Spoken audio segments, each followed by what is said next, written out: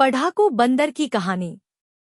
एक जंगल में कई तरह के जानवर रहते थे, जिनमें से एक बंदर सबसे अलग था।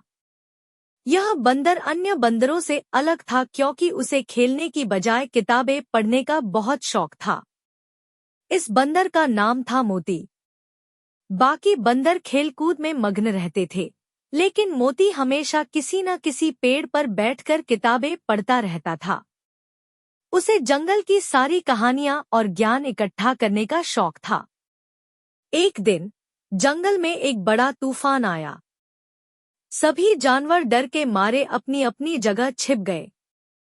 लेकिन जब तूफान थमा और सब बाहर निकले, तो वे देख पाए कि पेड़ गिर गए थे, घर टूट गए थे और बहुत कुछ बर्बाद हो गया था। जानवरों को इस आपदा से निपटने के लिए कोई तरीका समझ में नहीं आ रहा था।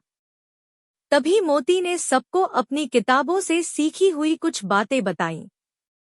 मोती ने कहा, हमारी जिंदगी को सुधारने के लिए हमें एक योजना बनानी होगी। अगर हम पेड़ों को ठीक से काटकर और उनका सही इस्तेमाल करें, तो हम अपने घरों को फिर से बना सकते हैं। इसके लिए हमें सबको मिलकर काम करना होगा।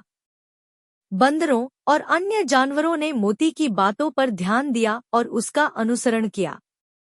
मोती ने अपनी किताबों में पढ़ी हुई तकनीकों का उपयोग करते हुए उन्हें बताया कि कैसे सटीक तरीके से पेड़ों को काटकर और उनका सही तरीके से उपयोग करके नए घर बनाए जा सकते हैं। इसके अलावा मोती ने सबको यह भी सिखाया कि कैसे पानी इकट्ठा किया जाए और सुरक्षित रहने के उपाय किए जाएं।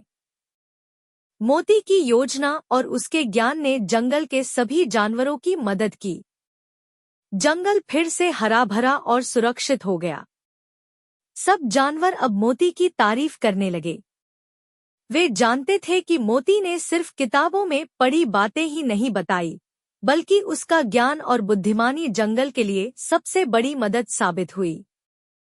समय के साथ मोती ने और भी किताबें पढ़ी और जंगल के जानवरों को और अधिक ज्ञान दिया।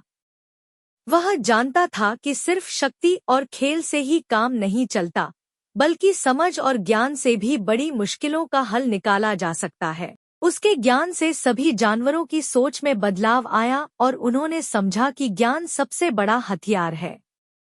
इस प्रकार मोती ने यह साबित कर दिया कि पढ़ाई सिर्फ इंसान के लिए नहीं, बल्कि जानवरों के लिए भी महत्वपूर्ण हो सकती है।